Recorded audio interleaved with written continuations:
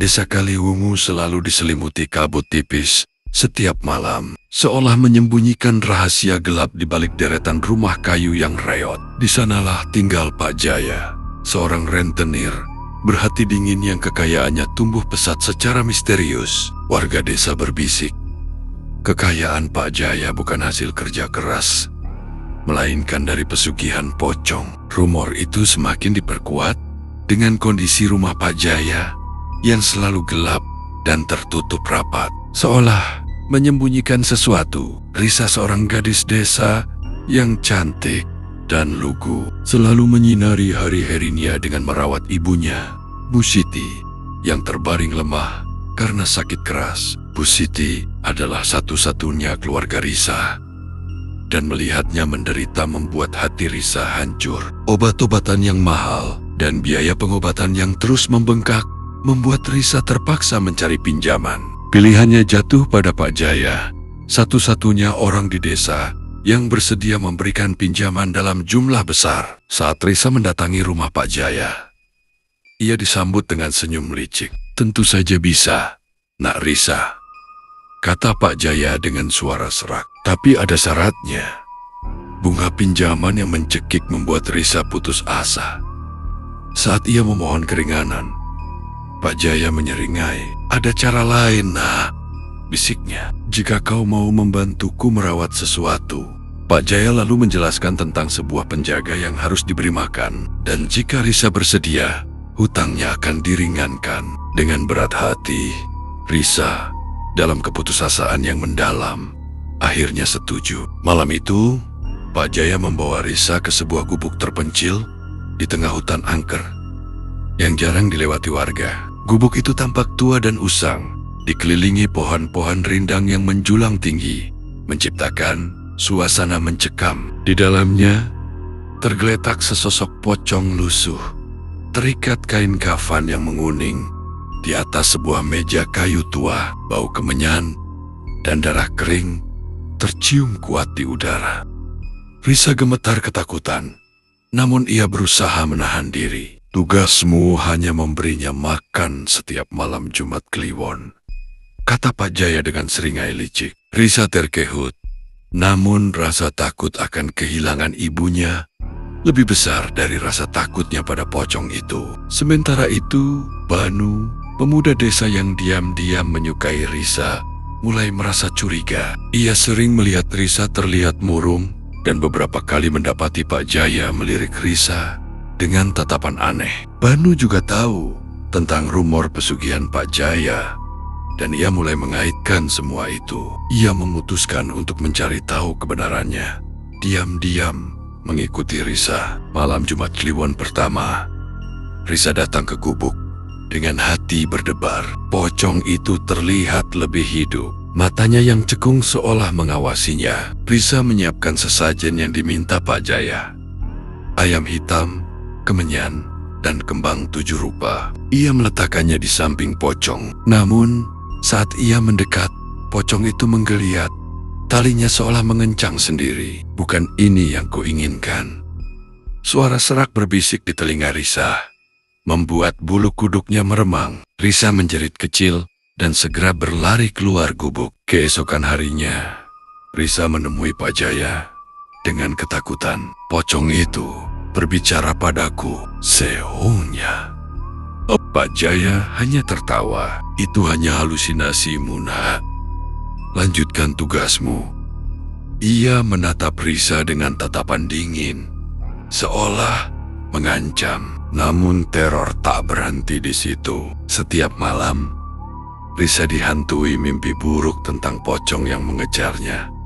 Wajahnya yang busuk dipenuhi dendam. Ibunya semakin sakit, dan uang Pak Jaya terus menipis, seolah uang itu menghilang begitu saja. Risa mulai merasa terjebak dalam lingkaran setan yang tak berujung. Banu yang terus mengawasi Risa semakin yakin ada sesuatu yang tidak beres. Ia melihat Risa seringkali pergi ke arah hutan pada malam Jumat Kliwon. Banu akhirnya memutuskan untuk berbicara dengan Mbah Karto, sesepuh desa yang bijaksana dan memiliki pengetahuan tentang hal-hal gaib. "Mbah, saya merasa Ada yang tidak beres di desa kita, kata Banu menceritakan kecurigaannya tentang Pak Jaya dan perubahan pada diri Risa. Mbah Karto mengangguk. Aku sudah merasakan aura jahat itu, Nabanu. Pesugihan memang kejam dan pasti ada tumbal yang diminta. Mbah Karto menyarankan Banu untuk berhati-hati dan menyelidiki lebih jauh, namun dengan cara yang aman. Ia juga memberikan Banu sebuah jimat penolak bala. Suatu malam Jumat Kliwon, Risa memberanikan diri untuk mengintip Pak Jaya saat ia memberi makan pocong. Ia bersembunyi di balik semak-semak dekat gubuk. Dari kehwan Risa melihat Pak Jaya dengan senyum puas meneteskan cairan merah kental ke atas pocong. Cairan itu bukan darah hewan, melainkan darah segar berwarna merah pekat, dan bau anyir menyengat tercium hingga ke tempat Risa bersembunyi. Risa sangat terkejut. Ia menyadari bahwa Pak Jaya telah melakukan pesugihan yang jauh lebih kejam dari dugaannya. Ia menggunakan tumbal manusia. Risa segera berlari ketakutan, namun Pak Jaya menyadari kehadirannya. Ia berteriak, "Risa, kembali kemari!" dan mengejar Risa dengan tatapan mata merah penuh amarah. Risa berlari sekencang-kencangnya, menembus kegelapan hutan yang semakin mencekam. Tiba-tiba, ia merasakan tangannya ditarik dengan kuat. Pocong itu muncul di hadapannya. Kali ini, dengan wajah yang semakin menyeramkan, matanya menyala merah, dan kain kafannya terlihat robek-robek. Di saat yang sama, Banu yang mengikuti Risa dari jauh tiba di lokasi. Ia melihat Risa yang ketakutan dan Pak Jaya yang tampak kalap. Banu mencengkeram jimat pemberian Mbah Karto dan berteriak, "Lepaskan dia, Pak Jaya!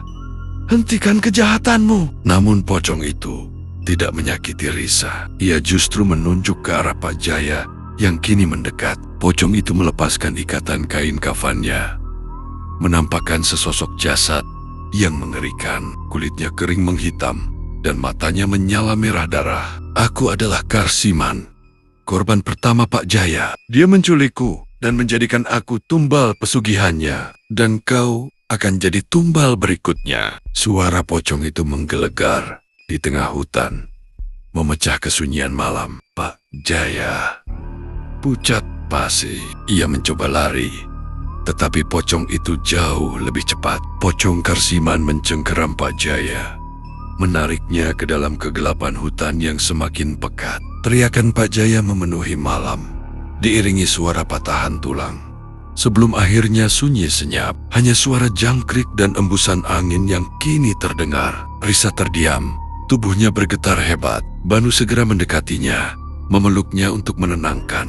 Mereka berdua berhasil selamat dari kengerian malam itu. Sekak kejadian itu, desa Kaliwungu kembali tenang. Kabut tipis masih menyelimuti, namun kini tanpa bisikan rahasia gelap. Rumah Pak Jaya terbakar habis entah kenapa, dan tidak ada yang berani mendekati gubuk di tengah hutan angker itu lagi. Mbah Karto membersihkan sisa-sisa energi negatif di desa, dan Bu Siti secara ajaib perlahan pulih dari sakitnya. Risa dan Banu pun semakin dekat, bersama-sama mencoba melupakan kengerian yang mereka alami. Namun, konon, setiap malam Jumat Kliwon, terdengar jeritan pilu dari arah hutan. Seolah pocong Karsiman masih menuntut balas dendam kepada jiwa-jiwa serakah, mengingatkan semua orang akan bahaya pesugihan dan harga mahal dari keserakahan.